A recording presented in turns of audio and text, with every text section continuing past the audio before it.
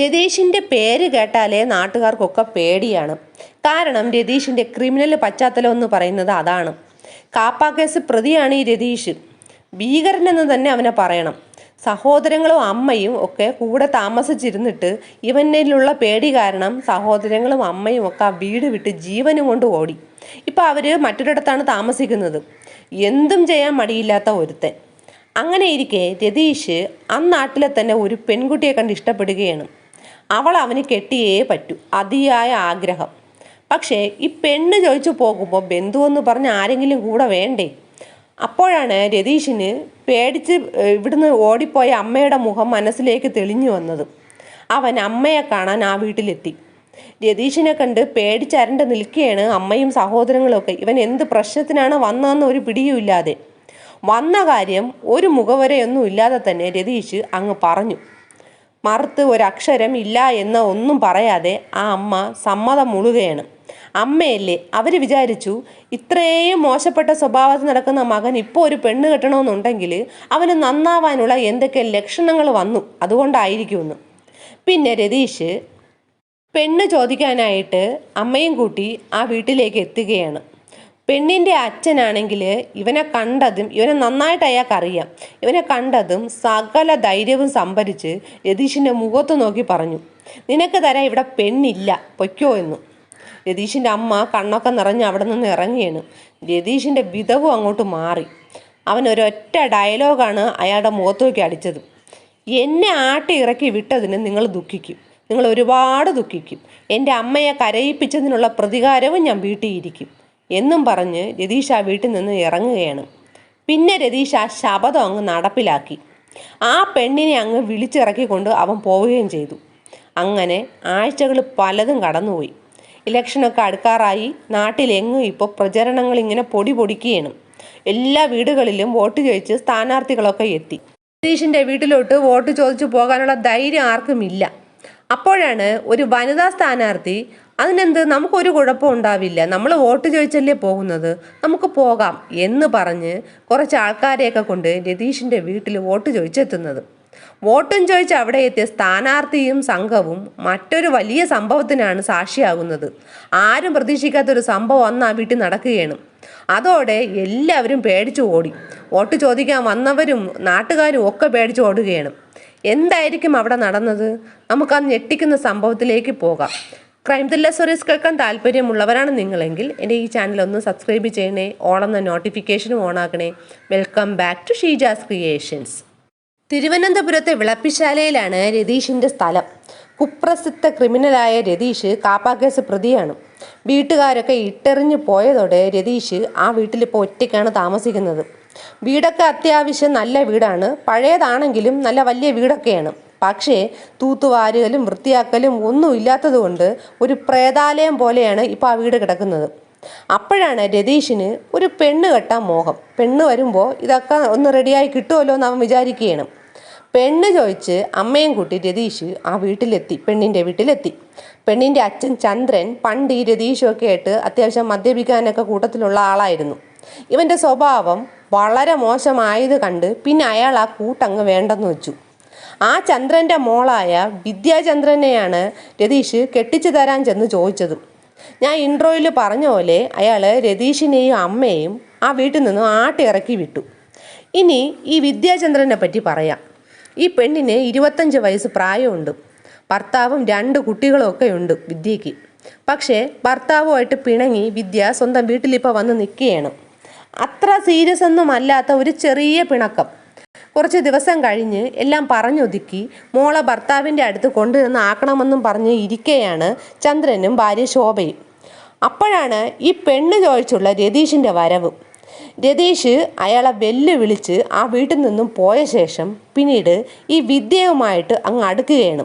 മൊബൈലിൽ വിളിച്ചും ചാറ്റും ഒക്കെ ചെയ്ത് ഇവളെ അങ്ങ് വശത്താക്കി എടുത്തു. ചുരുക്കം പറഞ്ഞാൽ ആ പെൺകുട്ടി രതീഷിൻ്റെ വലയിലായി. ഇപ്പോൾ അവൾക്ക് മക്കളും ആദ്യ ഭർത്താവ് ഒന്നുമല്ല വലുത്, ഇപ്പോൾ കാമുകനായ രതീഷാണ് വലുത്.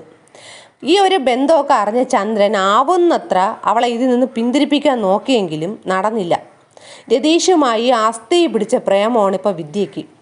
ഒടുവിൽ ചന്ദ്രൻ ഈ വിദ്യയുടെ ഭർത്താവിനെ അനുനയിപ്പിച്ച് കൊണ്ടുവരികയാണ്. അയാൾ ഭാര്യയും മക്കളെയും കൊണ്ടുപോകാൻ തയ്യാറായിട്ടാണ് വന്നിരിക്കുന്നത്. പക്ഷേ വിദ്യയ്ക്ക് കാമുകനെ മതി, ഭർത്താവിനെ വേണ്ട. ഭർത്താവ് വേറെ ഒരുത്തന്നെ ഭാര്യ ഇപ്പോൾ സ്നേഹിക്കുന്നു എന്ന് അറിഞ്ഞ പിന്നെ അവിടെ നിൽക്കുമോ? അയാൾ ഇതറിഞ്ഞപ്പോൾ തന്നെ എനിക്കിവളെ വേണ്ട എന്നും പറഞ്ഞ് വന്ന വഴിയെ തിരിച്ചും പോയി. ഒരു ദിവസം ചന്ദ്രൻ നോക്കുമ്പോഴുണ്ട് വിദ്യ 2 മക്കളെയും പിടിച്ചുകൊണ്ട് തുണിയൊക്കെ വാരിക്കെട്ടി ഈ രതീഷിൻ്റെ വീട്ടിലോട്ട് പൊറുതിക്ക് പോവാൻ ഇറങ്ങുകയാണ്.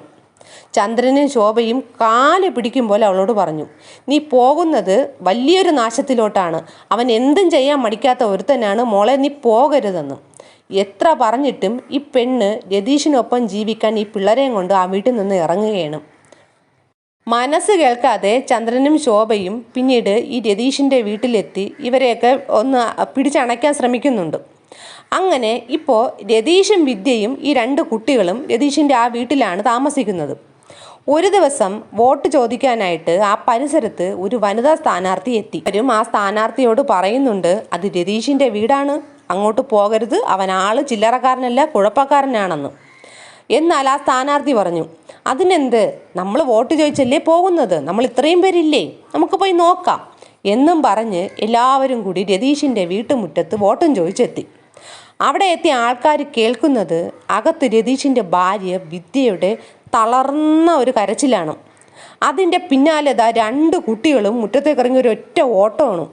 പിന്നാലെ ഉണ്ട് രതീഷ് തേങ്ങ വെട്ടുന്ന ഒരു വെട്ടുകത്തിയും കൊണ്ട് ഈ പിള്ളേരെ പുറകെ ഓടുന്നു. ഇത് കണ്ട് ഈ സ്ഥാനാർത്ഥിയും സംഘമൊക്കെ ഇങ്ങനെ അന്തം വിട്ട് നിൽക്കുകയാണ്. ഇവരെല്ലാവരും ശരിക്കും പേടിച്ചു. എല്ലാവരും 4 വഴിക്ക് അവിടുന്ന് അവസാനം ഓടി രക്ഷപ്പെട്ടു. ഈ 2 കുട്ടികളും ഇവൻ്റെ വെട്ടുകത്തിയിൽ നിന്നും വെട്ടിയില്ല എന്ന ഒരു പരുവത്തിൽ തലനാരിഴയ്ക്ക് രക്ഷപ്പെട്ട് ഈ അപ്പൂപ്പൻ്റെ അമ്മൂമ്മയുടെ, അതായത് ചന്ദ്രൻ്റെയും ശോഭയുടെയും വീട്ടിൽ ചെന്ന് കയറി. പിള്ളേർക്ക് സത്യം പറഞ്ഞാൽ ആ വീട്ടിലോട്ട് പോകാനുള്ള വഴി പോലും ക്ലിയർ ഇല്ല. 10 വയസ്സിന് താഴെ മാത്രമേ ഈ കുട്ടികൾക്ക് പ്രായമുള്ളൂ എന്ന് ഓർക്കണം. എങ്ങനെയോ അവർ ജീവനും കൊണ്ട് അവിടെ ചെന്ന് എത്തി. ഇപ്പോഴാണെങ്കിൽ രതീഷിന് ഭയങ്കര ഒരു സമാധാനവും സന്തോഷവും ഒക്കെ ഉണ്ട്. കാരണം 2 ശല്യങ്ങൾ ഒഴിവായി പോയല്ലോ. ഒന്നാമത് ഇയാൾക്ക് വിദ്യയുടെ ഈ 2 കുട്ടികളെയും കണ്ണെടുത്താൽ കണ്ടുകൂടാ. കുട്ടികളെ ബാധ്യത കൂടി ഏൽക്കണമെന്നുള്ള ഒരു വിഷമം ഇയാൾക്കുണ്ട്. കുട്ടികളെ പലതവണ ഇയാൾ മൃഗീയമായി ഉപദ്രവിക്കുകയും ചീത്ത വിളിക്കുകയും ഒക്കെ ചെയ്യുന്നത് നാട്ടുകാർ ഈ ചുരുങ്ങിയ ദിവസങ്ങൾ കൊണ്ട് തന്നെ കണ്ടിട്ടുണ്ട്, കേട്ടിട്ടുമുണ്ട്. പക്ഷെ ആർക്കും ഇതിൽ ഇടപെടാനോ പോലീസിനെ വിളിക്കാനോ ഒക്കെ പേടിയാണ്. ഇവൻ എങ്ങാനും അറിഞ്ഞു കഴിഞ്ഞാൽ ഈ വിളിച്ചു പറഞ്ഞവരെ കാര്യത്തിൽ തീരുമാനമാകും.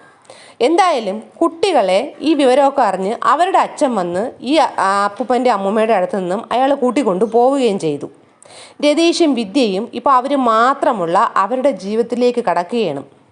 ഇതിൻ്റെ ഇടയ്ക്ക് ആ വീട്ടിൽ ആരൊക്കെയോ കയറിപ്പോകുന്നതും മദ്യപിച്ച് കൂകി വിളിക്കുന്നതും പല ബഹളങ്ങളും ഒക്കെ നാട്ടുകാർ കേൾക്കുന്നുണ്ട്. ചില സമയത്ത് വിദ്യയുടെ കരച്ചിലും വിളിയൊക്കെ കേൾക്കാം.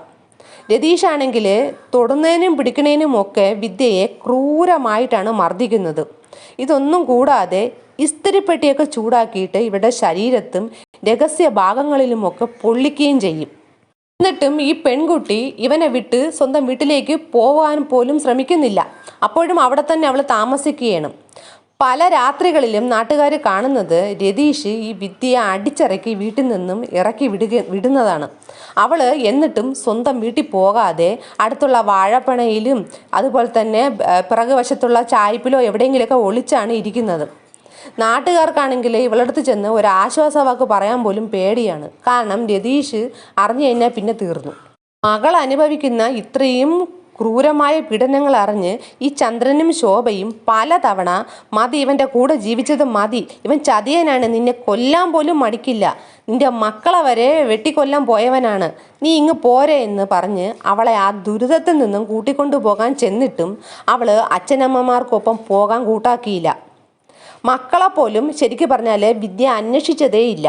ഈ കുട്ടികളെ കൊല്ലാനായിട്ട് അന്ന് വെട്ടുകത്തിയുമായിട്ട് ഇവൻ ഓടിയ സമയത്തും അതിന് തൊട്ടു മുന്നേ വിദ്യയെ ഇസ്തിരിപ്പെട്ടി കൊണ്ട് പൊള്ളിച്ച് അവൾ അവശതയിൽ കരഞ്ഞുകൊണ്ടിരിക്കുകയായിരുന്നു. അങ്ങനെ മാസങ്ങൾ കടന്നുപോയി. രതീഷ് മിക്ക ദിവസവും കണ്ണിക്കണ്ടവന്മാരെ ഒക്കെ മദ്യപിക്കാനായിട്ട് ആ വീട്ടിലോട്ട് വിളിച്ചുകൊണ്ട് വരും. അങ്ങനെ ഒരു ദിവസം രതീഷ് കുറച്ച് കൂട്ടുകാരെയും കൊണ്ട് വരികയാണ്. ഇവർ ഒരു 5-6 പേരുണ്ട്. എല്ലാവരും നന്നായിട്ടിരുന്ന് മദ്യപിച്ച് ലെക്ക് കെട്ട് വന്നവരൊക്കെ എങ്ങനെയൊക്കെ തിരിച്ചൊക്കെ ഇഴഞ്ഞൊക്കെ പോയി. അതിൽ ഒരുത്തൻ മാത്രം തിരിച്ചു പോയില്ല.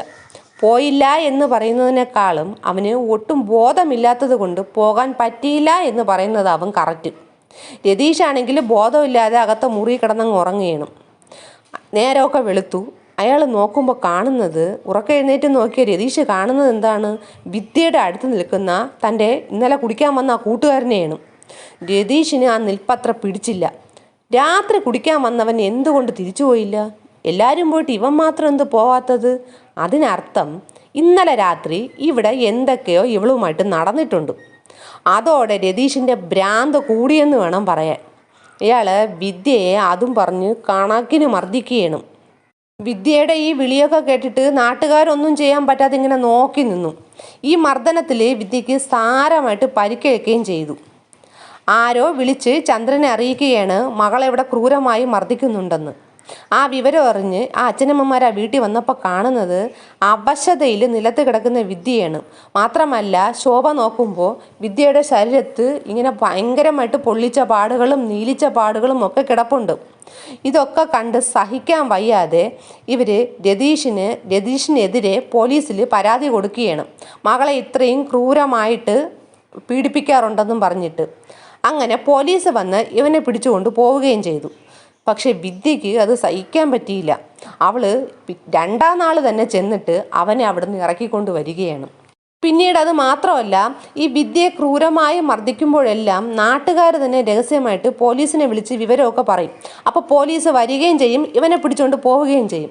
പക്ഷെ എല്ലാവരും കാണുന്ന കാഴ്ച 2 ദിവസം കഴിയുമ്പോൾ വിദ്യ ചെന്ന് ഇവനെ കൂട്ടിക്കൊണ്ട് വരുന്നതും ഇവൻ്റെ കൂടെ തന്നെ താമസിക്കുന്നതുമാണ്. ഒടുവിൽ നാട്ടുകാരൊക്കെ ഇവരുടെ കേസിലങ്ങ് കൈയൊഴിയുകയാണ്. എങ്ങനെയോ പോട്ടെന്ന രീതിയിൽ. ചന്ദ്രനും മകളുടെ കാര്യത്തിൽ പിന്നെ ഇടപെടാതെയായി. ഈ പെൺകുട്ടി ഒരു അടിമയെ പോലെ തന്നെ അവൻ്റെ കൂടെ ജീവിച്ച് തീർക്കുകയാണ്. അപ്പോഴാണ് ഒരു ദിവസം രതീഷ് നാട്ടുകാരുടെ മുന്നിലിട്ട് പട്ടി അടിക്കും പോലെ ഇവളെ അടിക്കുന്നത്. അത് അടിക്കാനുള്ള കാരണം മുൻപ് ആ രാത്രി വന്ന കൂട്ടുകാരൻ ഇവളുടെ കൂടെ എന്തൊക്കെയോ സംഭവിച്ചിട്ടുണ്ട് എന്ന് പറഞ്ഞ പേരിലാണ് എടുത്തിട്ട് ഇവളെ അടിക്കുന്നത്. പോലീസിനെ ഒന്നും ആരും വിളിക്കാൻ പോയില്ല. എല്ലാവരും ഇങ്ങനെ നോക്കി നിൽക്കുകയാണ്. കാരണം എല്ലാവർക്കും മടുത്തു. പിടിച്ചുകൊണ്ട് പോയാലും ഇവൾ തന്നെ അവനെ ഇറക്കിക്കൊണ്ട് വരും. പക്ഷേ വിദ്യ ആ പ്രശ്നത്തിൽ അന്ന് ആ വീട് വിട്ട് സ്വന്തം വീട്ടിലേക്ക് ഇറങ്ങിപ്പോയി. ഏകദേശം 2 ആഴ്ചയോളം ഈ അച്ഛനമ്മമാർക്കൊപ്പം തന്നെ അവൾ ഉണ്ടായിരുന്നു. അത് കഴിഞ്ഞ് ചന്ദ്രനും ശോഭയും പുറത്തെവിടെ പോയ ഒരു ദിവസം ഈ രതീഷ് വിദ്യയെ വളരെ സ്നേഹമൊക്കെ കാട്ടി കൂട്ടിക്കൊണ്ടു പോകാനെന്നും പറഞ്ഞ് ആ വീട്ടിലേക്ക് വരികയാണ്. അവൻ അവിടെ എത്തിയപ്പോഴും ഒരു ലക്ഷ്യമുണ്ട്. അത് വിദ്യയ്ക്ക് അറിയില്ല. ഇവൻ വന്നതിൻ്റെ മെയിൻ കാരണം വിദ്യയുടെ പേരിൽ ഈ അച്ഛനമ്മമാർ വാങ്ങിച്ചിട്ടിരിക്കുന്ന നിരപ്പയിലുള്ള ഒരു 4 സെൻറ്റ് വീടുമുണ്ട്. അത് ഇവന് നന്നായിട്ട് അറിയാം, അത് ഇവളുടെ പേരിലാണെന്നും. അതെങ്ങനെയെങ്കിലും കൈക്കലാക്കണം. ആ വീടിൻ്റെ പ്രമാണവും കൂടി എടുത്തുകൊണ്ടാണ് രതീഷ് അവിടെ നിന്ന് ഇറങ്ങുന്നത്. അത് മാത്രമല്ല, അലമാരയിൽ ഉണ്ടായിരുന്ന ഒരു 14,000 രൂപയും ഈ അലമാര കുത്തി തുറന്ന് ഇവൻ എടുക്കുകയാണ്. ഇതെല്ലാം ഈ വിദ്യ നോക്കിക്കൊണ്ട് നിൽക്കുകയാണ്. ഇവരുടെ അറിവോടെയാണ് ഇതെല്ലാം എടുക്കുന്നത്. അതിനുശേഷം ഈ പ്രമാണവും പൈസയും ഒക്കെ എടുത്തുകൊണ്ട് വിദ്യ ഇവൻ്റെ കൂടെ പോവുകയും ചെയ്തു. വീട്ടിൽ വന്നപ്പോൾ ചന്ദ്രനും ശോഭയും ഇവിടെ നടന്നതൊക്കെ അറിഞ്ഞു. അവർ മകളെ ഫോണിൽ വിളിച്ചിട്ട് കണക്കിന് ശകാരിച്ച ശേഷം, ആപത്താണ് ഇനിയുള്ള നിൻ്റെ അവിടുത്തെ നിൽപ്പ്, അതുകൊണ്ട് നീ എത്രയും പെട്ടെന്ന് തിരിച്ചു വരാൻ നോക്ക് എന്ന് അവസാനമായിട്ടും കൂടെ പറയുകയാണ്. വിദ്യ അമ്പിലും ബില്ലിലും അടുത്തില്ല. അങ്ങനെ വർഷം 2 കഴിഞ്ഞു. ഇപ്പോൾ ഈ അച്ഛനമ്മമാരും നാട്ടുകാരും ഒന്നും ഈ വീട്ടിലോട്ട് തിരിഞ്ഞേ നോക്കാറില്ല. എന്തോ ആയിക്കൊണ്ട് പോട്ടെ എന്ന രീതിയിൽ എല്ലാവരും കൈയൊഴിഞ്ഞിരിക്കുകയാണ്. അടിയും വഴക്കും ബഹളവും നിലവിളിയും ഒക്കെയായി വിദ്യയുടെ ജീവിതം ഇങ്ങനെ കഴിയവെയാണ് നാട്ടുകാർ വലിയ വായിലൊരു നിലവിളി കേൾക്കുന്നത്. സാധാരണ അവിടെ നിന്ന് വിളി കേട്ടാൽ ആരും തിരിഞ്ഞു നോക്കില്ല. പക്ഷേ സാധാരണ പോലത്തെ ഒരു നിലവിളി അല്ല അതെന്ന് നാട്ടുകാർക്ക് മനസ്സിലായി. കേട്ടവരൊക്കെ ആ വീട്ടിലോട്ട് ഓടി. അവിടെ ചെന്ന നാട്ടുകാർ കാണുന്നത് കട്ടിലിൻ്റെ കുറുകെ വായും തുറന്ന് മലർന്ന് കിടക്കുന്ന വിദ്യയാണ്. തല നിറച്ചാണെങ്കിൽ ചോര, കട്ടിൽ മുഴുവനും ചോര. തറയിലാണെങ്കിൽ വലിയൊരു കമ്പിപ്പാര കിടപ്പുണ്ട്, അതിലും ചോര. ഭാര്യയെ കമ്പിപ്പാര കൊണ്ട് തലക്കടിച്ച് കൊന്നിക്കുകയാണ് രതീഷ്. അവളുടെ ഒരു സൈഡിലെ കണ്ണൊക്കെ അടി കൊണ്ട് പൊട്ടിയ നിലയിലാണ്. നാട്ടുകാർക്ക് ആ ഭയാനകമായ കാഴ്ച അധിക നേരം കണ്ടു നിൽക്കാനേ കഴിഞ്ഞില്ല. ഇതിനിടയിൽ രതീഷ് വലിയ വീരവാദത്തിൽ ചില കൂട്ടുകാരെയൊക്കെ വിളിച്ച് പറയുന്നുണ്ട്, ഞാൻ അവളെ കൊന്നുവെന്ന്. പോലീസ് വന്നു രതീഷിനെ അറസ്റ്റ് ചെയ്തു. എന്തിന് നീ ഇത്ര ക്രൂരമായിട്ട് ആ പെൺകുട്ടിയെ കൊന്നു എന്ന് പോലീസ് ചോദിച്ചപ്പോൾ അവൻ പറഞ്ഞത് ഇങ്ങനെയാണ്: അവൾ ആള് ശരിയല്ല സാറേ, അതുകൊണ്ടാണ് ഞാൻ അവളെ അങ്ങ് തീർത്തതെന്നും. വിദ്യയുടെ ബോഡി അവസാനമായി ഒന്ന് കാണാൻ പോലും സ്വന്തം മക്കൾ വന്നില്ല. മക്കൾക്ക് ചിലപ്പോൾ അമ്മയുടെ ബോഡി അവസാനമായി കാണാൻ ആഗ്രഹമൊക്കെ കാണും, പക്ഷേ കുട്ടികളുടെ അച്ഛൻ അവരെ കൊണ്ടുവന്നില്ല. അവസാനം ഒരു അനാഥ ശവത്തിൻ്റെ സംസ്കാരം നടക്കും പോലെയാണ് വിദ്യയുടെ ശവസംസ്കാരമൊക്കെ നടന്നത്. സാധാരണ മരണം നടക്കുമ്പോൾ എല്ലാവരും അതിൽ ഒരുപാട് വിലപിക്കുന്നത് കാണാം.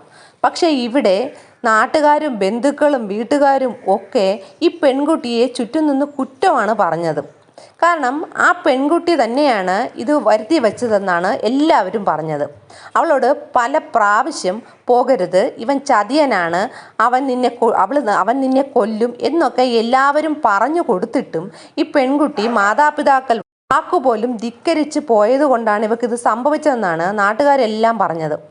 പോലീസ് വരെ വിദ്യയോട് പറഞ്ഞുവെന്നാണ് പറയുന്നത്, ഇവൻ എന്തും ചെയ്യാൻ മടിയില്ലാത്തവനാണ്, ഇവൻ്റെ കൂടെ നിൽക്കുന്നത് സേഫ് അല്ല എന്ന്. പക്ഷെ അവൾ കേട്ടില്ല. അവൾ തന്നെ അവനെ സ്റ്റേഷനിൽ നിന്നും ഓരോ തവണയും ഇറക്കിക്കൊണ്ട് പോവുകയും ചെയ്യും.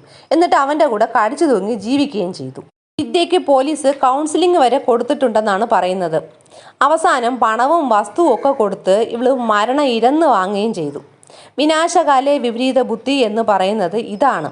ഇത്രയും പേര് ചുറ്റും നിന്ന് ആപത്താണെന്ന് പറഞ്ഞിട്ടും സ്വന്തം കുട്ടികളുടെ സുരക്ഷിതത്വം പോലും നോക്കാതെ പോയവൾക്ക് കിട്ടിയത് ഏറ്റവും വേദന നിറഞ്ഞ ഒരു മരണം മാത്രം. ഈ ഒരു സംഭവത്തിനെ പറ്റിയുള്ള നിങ്ങളുടെ അഭിപ്രായം എന്തെന്ന് പറയൂ. പുതിയൊരു ക്രൈം സ്റ്റോറിയുമായി വീണ്ടും വരാം. Thanks for watching.